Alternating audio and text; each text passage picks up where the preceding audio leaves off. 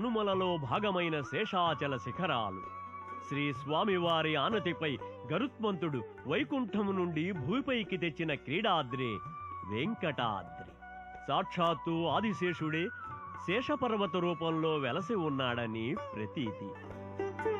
ఈ శేషాచల సానువుల్లో కొలువైన దివ్య భవ్య క్షేత్రమే తిరుమల కొండ. తిరుమల ఓ భగవత్ శాస్త్రం, తిరుమల ఓ ధార్మిక వ్యాకరణం. శ్రీశైలం, శేషశైలం, గరుడాచలం, వెంకటాద్రి, నారాయణాద్రి, వృషభాద్రి, వృషాద్రి అనే సప్తగిరుల సముదాయమే వెంకట పర్వతం. వెంకటాచలంపై శ్రీ మహావిష్ణువు అర్చామూర్తి అయి స్వయంభూగా శ్రీ వెంకటేశ్వర స్వామి వారి రూపంలో వెలసి ఉన్నారు. శ్రీ స్వామి సన్నిధి ప్రదేశమే తిరుమల గుడి. గోవిందా గోవిందా, వేలాది గొంతుకలు నినదించే నామం గోవిందా గోవిందా. వేలాది హృదయాలు స్పందించే దైవం గోవిందా గోవిందా. ఆ స్వామి భక్తజన సులభుడు, అరవింద దళాయతాక్షుడు, అందరినీ కటాక్షించే కరుణాంతరంగుడు. స్థల పురాణం ప్రకారం శ్వేతవరాహ కల్పంలో ఆదివరాహస్వామి పాతాళాన నీట మురిగిన భూమిని ఉద్ధరించి యథాస్థితిలో నిలిపాడు. ఆ వరాహస్వామి శ్రీ వెంకటేశ్వరుని స్థలదాత. అందుకే తొలి దర్శనం శ్రీ వరాహస్వామికే. తిరుమల గుడికి ఉత్తరంగా ఉన్న వరాహస్వామి ఆలయంలోని జ్ఞానపిరాన్గా పిలిచే శ్రీ వరాహస్వామికే తొలి నివేదన ప్రసాద నైవేద్యం. శ్రీ స్వామి పుష్కరిణిలో గ్రింకులిడి శ్రీ వరాహస్వామిని వేడుకున్న తర్వాతనే తిరుమల గుడిలోకి ప్రవేశించడం క్షేత్ర సాంప్రదాయం. తిరుమల గుడి 4 మాడవీధులతో ఒప్పారే విశాల ఆలయ సముదాయం. సుమారు 2.5 ఎకరాల వైశాల్యంలో 414 అడుగుల పొడవు, 263 అడుగుల వెడల్పుతో విలసిల్లుతూ ఉంటుంది. సంపంగి ప్రదక్షిణం, విమాన ప్రదక్షిణం, ముక్కోటి ప్రదక్షిణాలతో తూర్పు ముఖంగా అలరారుతూ ఉంటుంది. ఆలయాన్ని తొలుత తొండమాన్ చక్రవర్తి నిర్మించాడు. క్రమంగా పల్లవులు, చోళులు, పాండ్యులు, విజయనగరాధీశులు అంచెలంచెలుగా అభివృద్ధి చేశారు. పడికావలి గోపురం ఎత్తైన ప్రాకారాన్ని అనుసంధానిస్తూ 5 అంతస్తులతో అలరారే ఈ మహాద్వార గోపురం నుంచి లోనికి అడుగు పెట్టాలి. ఆలయ ప్రవేశానికి ముందు ద్వారానికి అటూ ఇటూ ఆగమశాస్త్రబద్ధంగా శంఖనిధి, పద్మనిధులు. వైకుంఠం క్యూ, పిసిసి షెడ్ల మార్గం ద్వారా వచ్చిన భక్తులు ఈ మహాద్వారం గుండానే వెళ్లి శ్రీ స్వామివారిని దర్శించుకోవాలి. ఇది ప్రతిమా మండపం. అటూ ఇటూ విజయనగరాధీశులైన తిరుమలదేవి, చిన్నాదేవి సమేత శ్రీకృష్ణదేవరాయలు, వరదాజీ అమ్మతో అచ్యుతదేవ మహారాయలు, వెంకటపతిరాయ సార్వభౌముల ప్రతిమల రూపంలో జగదేకపతి అయిన శ్రీ స్వామి సన్నిధికి అభిముఖంగా అంజలి ఘటించి వినమ్రంగా నిలుచుని ఉంటారు. ఎడమవైపు తులాభారం. భక్తులు తాము మొక్కుకున్న రీతిలో పెద్దలు గాని పిల్లలు గాని వారి బరువుకు తగ్గ పరిమాణంలో నాణేలు, బెల్లం, కర్పూరం మొదలైనవి శ్రీ స్వామివారికి సమర్పించుకుంటూ ఉంటారు. తులాదండానికి కొంచెం ఆవల రంగమండపం లేదా రంగనాయక మండపం. 14వ శతాబ్దం ప్రథమార్ధంలో దక్షిణ దేశంపై మాలిక్ కాఫర్ దండయాత్రల నేపథ్యంలో కొంతకాలం పాటు శ్రీరంగంలోని శ్రీరంగనాథుని ఉత్సవ మూర్తులను ఇక్కడ భద్రపరచడం జరిగింది. ఒకప్పుడు నిత్యోత్సవాలు జరిగిన ఈ మండపం గొప్ప శిల్పశోభకు ఆలవాలం. రంగనాయక మండపాన్ని ఆనుకుని ఉన్న సమున్నత శిల్ప స్తంభాల ఆవరణమే తిరుమలరాయ మండపం. ఈ మండపం లోపలి వేదిక భాగాన్ని తొలుత విజయనగర చక్రవర్తి, తిరుమల స్వామి భక్తుడు అయిన సాళువ నరసింహరాయలు నిర్మించాడు. ఆ తరువాతి కాలంలో సభా ప్రాంగణాన్ని తిరుమలరాయలు కట్టించాడు. ఈ మండపాన్ని అన్నా ఊయల మండపం అంటారు. అన్నా అంటే తమిళంలో హంస అనే అర్థం. బ్రహ్మోత్సవాలప్పుడు ధ్వజారోహణం నాడు శ్రీ మలయప్ప స్వామి ఈ మండపంలోకి వేంచేపు పూజలు అందుకుంటూ ఉంటాడు. తిరుమలరాయ మండపం ప్రాంగణంలోని ఈ ముగ్గురు మూర్తులలో ఒకరు లాలా ఖేమ్రామ్ అనే రాజా తోడరుమల్లు, తల్లి మాత మోహనాదీది, భార్య పీతాబీబి. 18వ శతాబ్దంలో బ్రిటిష్ వారి రక్షణ క్రింద నార్త్ ఆర్కాట నవాబుల పాలనలో కొంతకాలం తిరుమల క్షేత్రం ఉంది. నవాబు సదాతుల్లా ఖాన్ ప్రతినిధి రాజా తోడరుమల్లు. మహాద్వార గోపుర ప్రాకారానికి నడిమి పడికావలి ప్రాకారానికి నడుమ ఉన్న ప్రదక్షిణా మార్గమే సంపంగి ప్రదక్షిణం.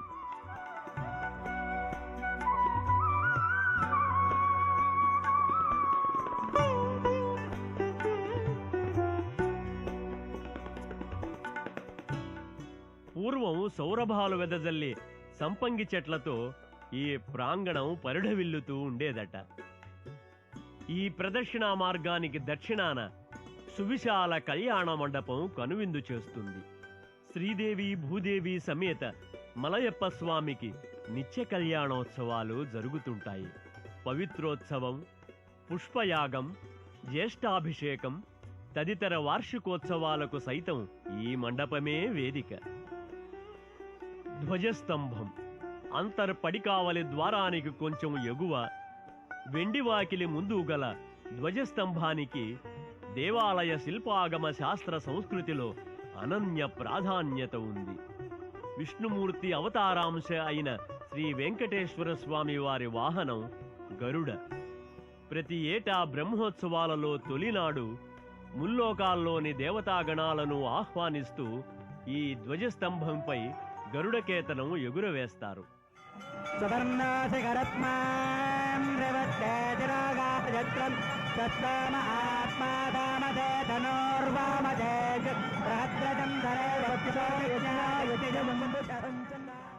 సమున్నత దారు స్తంభానికి బంగారు తాపడం చేయడంతో మిలమిల్లాడుతూ ఎలా వెలుగులు విరజిమ్ముతుందో చూడండి. ధ్వజస్తంభానికి తూర్పు దిక్కున ఆనుకుని ఉన్న ఎత్తైన వేదికే బలిపీఠం. శ్రీవారి ఆలయంలో నివేదానంతరం బలి అన్నాన్ని ఆయా దిక్కుల్లో ఉన్న దేవతలకు మంత్రపూర్వకంగా సమర్పిస్తారు. ధ్వజస్తంభానికి ముందు ఉన్న ప్రవేశ ద్వారమే వెండి వాకిలి. దీనికి నడిమి పడికావలి అని పేరు. ప్రవేశ ద్వారం మొత్తానికి వెండితో తాపడం చేయడం జరిగింది. ద్వారం తలుపుపై మహాభక్తుడు హత్తిరాం బావాజీ శ్రీ వెంకటేశ్వర స్వామి వారితో పాచికలు ఆడుతున్న దృశ్యం లిఖించబడింది. వెండి వాకిలి నుండి లోనికి అడుగెడగానే విమాన ప్రదక్షిణం ఆవరణలోకి అరుదించినట్లవుతుంది. ఎదురుగా బంగారు కాంతులతో శేషశాయి అయిన శ్రీరంగనాథ స్వామి దర్శనమిస్తారు. విమాన ప్రదక్షిణ మార్గంలో ఆగ్నేయ మూలన శ్రీ వరదరాజస్వామి వారి గుడి ఉంది. భగవంతుని దర్శనానికై తహతహలాడుతున్న భక్తులు గోవిందా గోవిందా అంటూ ముందుకు వెళ్లి ప్రవేశించేది ఈ ఘంటా మండపంలోకే. 2 పెద్ద ఘంటలు వేలాడదీయబడి ఉంటాయి. స్వామికి నివేదన జరిగే సమయంలో ఈ ఘంటలను మ్రోగించడం ఆచారం. తమిళంలో మణి అంటే ఘంట అని అర్థం. అందుకే దీనికి మహామణి మండపం అని పేరు. ఈ మండపంతో అనుసంధానమైన బంగారు వాకిలి ముందు ప్రతిరోజు తెల్లవారుజామున సుప్రభాత పఠనం జరుగుతుంది. ఉగాది, ఆణివార ఆస్థానం, దీపావళి ఆస్థానం ఇక్కడే నిర్వహిస్తారు.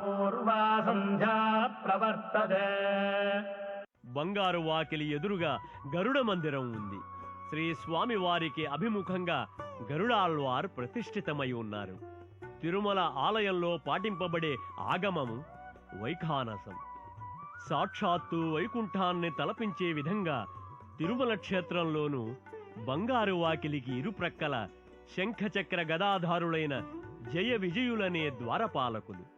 ఈ బంగారు వాకిలి వద్దకు వచ్చేసరికి పిల్ల జల్ల ముసలి ముతకా సహా భక్తజనాలందరూ చేతులెత్తి గోవిందా గోవిందా అంటూ దండాలు పెడుతూ భక్తి పారవస్యంలో మునిగిపోతారు. బంగారు వాకిలి దాటి లోపలికి వెళ్లితే వచ్చేది స్నపన మండపం. ఈ మండపంలో పంచబేరాల్లో ఒకరైన కొలువు శ్రీనివాసమూర్తికి ప్రతిరోజు తెల్లవారుజామున బంగారు సింహాసనంలో కొలువు జరుగుతుంది. స్నపన మండపం దాటగానే వచ్చే నడవ రామారు మేడై. రామారు మేడై తరువాత వచ్చేది శయన మండపం. మూలబేరం శ్రీ వెంకటేశ్వర స్వామి వెలసి ఉన్న గర్భాలయానికి ముందున్న అంతరాళమే శయన మండపం. ప్రతిరోజు రాత్రి ఏకాంత సేవా సమయంలో ఇక్కడ వెండి గొలుసులతో వేలాడదీసిన బంగారు పట్టి మంచంపై శ్రీ భోగశ్రీనివాసమూర్తి శయనిస్తారు. శయన మండపానికి శ్రీవారి గర్భాలయానికి నడుమ రాతితో నిర్మితమైన ద్వారబంధమే కులశేఖరపడి. కులశేఖరపడి నుండి కనులు పైకెత్తి దృష్టి సారించగానే ఒక్కసారిగా శంఖచక్ర కటివరద హస్తాలతో వక్షస్థల లక్ష్మితో అలరారుతూ స్వామి దివ్యమంగళ రూపం గోచరిస్తుంది. అంతసేపు స్వామివారి దర్శనంకై పడిన తపన మొత్తం మరిచి మైమరిచి తన్మయులైపోతారు భక్తజనులు. అద్భుతమైన సాలగ్రామ రూపంలో స్వయం వ్యక్తమూర్తిగా ఆవిర్భవించిన స్వామివారు మందస్మిత వదనంతో మనోహరంగా దర్శనమిస్తారు భక్తులకు. గర్భగుడిలో స్థానక భంగిములో ఉన్న మూలమూర్తితో పాటు మిగతా బేరమూర్తులైన భోగ శ్రీనివాసమూర్తి, కొలువు శ్రీనివాసమూర్తి, ఉగ్ర శ్రీనివాసమూర్తి, ఉత్సవమూర్తి అయిన మలయప్ప కొలువయున్నారు. ఇంకా శ్రీ సీతారామ లక్ష్మణుల పంచలోహ విగ్రహాలు, రుక్మిణి శ్రీకృష్ణుల వెండి విగ్రహాలు, సుదర్శన చక్రతాళ్వార్ గర్భాలయంలో నిత్య పూజలు అందుకుంటున్నాయి. గర్భగుడిలో శ్రీ స్వామివారిని సందర్శించుకున్న ఆనందంతో సన్నిధిని వీడి వెలుపలికి వస్తే విమాన ప్రదక్షిణంలో ఎదురుగా కనపడేది పోటుగా పిలిచే ప్రధాన వంటశాల. పోటులో శ్రీ శ్రీనివాస ప్రభు తల్లిగా భావించే ఒకుళమాత దర్శనమిస్తారు. పోటుకు దారి తీసే మార్గంలోనే ఒక ప్రక్క బంగారు బావి. బంగారు బావికి దక్షిణంగా ఉన్న అంకురార్పణ మండపంలో గరుడ విశ్వక్సేనుల విగ్రహమూర్తులతో పాటు శ్రీరాముని పరివారమైన సుగ్రీవ, అంగద, హనుమంతాదుల విగ్రహాలు కూడా ఉన్నాయి. ఇక్కడే భక్తులకు తీర్థం, శఠారి ఇస్తారు. శ్రీ స్వామివారి గర్భాలయం ప్రాకారానికి, విమాన ప్రదక్షిణం అంతర ప్రాకారానికి మధ్యగల మార్గమే ముక్కోటి ప్రదక్షిణం లేదా వైకుంఠ ప్రదక్షిణం. వైకుంఠ ఏకాదశి, ద్వాదశి నాళ్లలో ఈ వైకుంఠ వాకిలి తెరచి భక్తులను అనుమతిస్తారు. ఇక్కడ నుంచి ముందుకు సాగి యాగశాల దాటితే హుండీ నుండి వచ్చే ధనాన్ని లెక్కించే పరకామణి. విమాన ప్రదక్షిణంలో వాయువ్యమూలాన చందనపు అర. ప్రతి నిత్యము స్వామివారి ఆలయానికి అవసరమైన చందనాన్ని ఇక్కడ అరగదీస్తారు. ఇక్కడ నుంచి తలెత్తి చూస్తే గర్భాలయంపై కోటి సూర్య ప్రభలతో దగద్దగాయమానంగా మెరిసే ఆనంద నిలయ విమానం. ద్రావిడాగమ రీతిన వేసర పద్ధతిన నిర్మితమైన ఈ స్వర్ణ విమానం మీద శ్రీ వెంకటేశ్వర స్వామి వారు నిలిచి ఉన్నాడు. ఆయనకే విమాన వెంకటేశ్వరుడిగా పేరు వచ్చింది. విమాన వెంకటేశ్వరుని దర్శనం గర్భగుడిలోని మూలమూర్తిని దర్శించుకున్నంత పుణ్యమని శాస్త్ర ప్రమాణం. విమాన ప్రదక్షిణంలో వచ్చే సభేరా గదిని దాటి ముందుకు నడిస్తే కనపడేదే తాళ్లపాక అర. ఇందులో తాళ్లపాక కవుల సంకీర్తనల రాగిరేకులు కొన్ని తరాలుగా భద్రపరచబడి ఉండేవి. తాళ్లపాక కొట్టుకు ఆనుకొని సన్నిధి భాష్యకారులు దర్శనమిస్తారు. రామానుజుల వారి సన్నిధికి ఎదురుగా వైకుంఠ ప్రదక్షిణంకు చివర ఒక మూలన శ్రీ స్వామి సేనాధిపతి విశ్వక్సేనుల వారు వేంచేసి ఉన్నారు. దాపులనే రాతి ప్రాకారానికి బంగారు తాపడం చేసిన శ్రీ లక్ష్మీ అమ్మవారిని కూడా భక్తులు మొక్కుతారు. మహామణిమండపం ప్రాంగణంలోనే హుండీ ఉంటుంది. భక్తులు తమ మొక్కుబళ్లను, కానుకలను సభక్తికంగా సమర్పించే స్థలం ఈ హుండీ. ఈ హుండీకి కొంచెం ఎదురుగా విమాన ప్రదక్షిణంకు ఈశాన్య మూలలో యోగ నృసింహస్వామి మందిరం వెలసి ఉంది. యోగముద్రలో దర్శనమిస్తూ భక్తులను కటాక్షిస్తారు. అంతటితో విమాన ప్రదక్షిణను పూర్తి చేసిన వారమై భగవత్ స్వరూపాలతో నిండిన హృదయంతో అక్కడి నుంచి తిరిగి వెండి వాకిలి గుండా వెలుపలికి వస్తాము. అక్కడి నుండి ఎడమ ప్రక్కకు తిరిగితే ప్రసాదాలు పెడుతూ ఉంటారు. స్వామివారి ప్రసాదాన్ని స్వీకరించి భక్తితో కళ్లకు అద్దుకుని ముందుకు జరిగి ఎడమ ప్రక్క చూస్తే సంపంగి ప్రదక్షిణం ప్రాకారాన్ని ఆనుకుని పొడవాటి మండపాలు, మండప వరుసలను అనుసరించి పడిపోటు, లడ్డూ తయారీ జరుగుతూ ఉంటుంది. తియ్యటి బూందీని అద్ది లడ్డూ తయారు చేయడం, అప్పాలు వడలు కాల్చడం జరుగుతూ ఉంటుంది.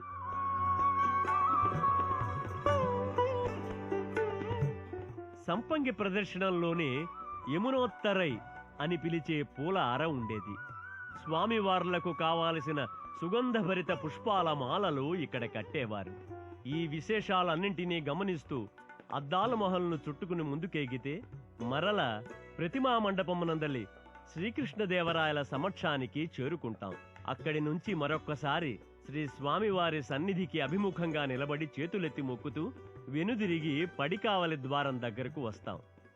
దేవాలయంలోకి వరదలా వెల్లువెత్తుతున్న భక్త జనసందోహం చేస్తున్న గోవిందనామస్మరణ చెవులకు తాకుతూ ఉండగా మది నిండా శ్రీ స్వామివారిని దర్శించుకున్నాం అన్న సంతృప్తితో ఆలయం వెలుపలికి చేరుకుంటాం. ఆలయం బయట సన్నిధి వీధిలో నిలబడి పంచభూతాత్మక ప్రాకృతిక పరిసరాలను పరికిస్తే ఎడమ ప్రక్క ఉత్సవాల రేడు శ్రీ వెంకటేశ్వర స్వామి వారి వాహన మండపం, బ్రహ్మోత్సవాలు, ఇతర పర్వదినాల్లో స్వామివారి వాహనాలు ఇక్కడ కొలువుదీరుతాయి. కుడి ప్రక్క ప్రతిరోజు సాయం సంధ్యలో సహస్ర దీపాలంకరణ సేవ జరిగే దైవిక మండపం. ఇలాంటి ఎన్నో సేవలు, ఉత్సవాలకు నిలయం తిరుమల ఆలయం. ఎదురుగా అఖిలాండానికి ఆవల వేడి ఆంజనేయ స్వామి వారి మందిరం. పరమాత్మ పద సన్నిధికై జీవుడు పడే తాపత్రయానికి, శరణాగతి తత్వానికి సూచికగా అంజనీసుతుడు దర్శనమిస్తున్నాడు. పరంధామునిలో పరిపూర్ణంగా ఐక్యం చెందడానికి భగవద్భక్తి వినా మరో మార్గం గగనం.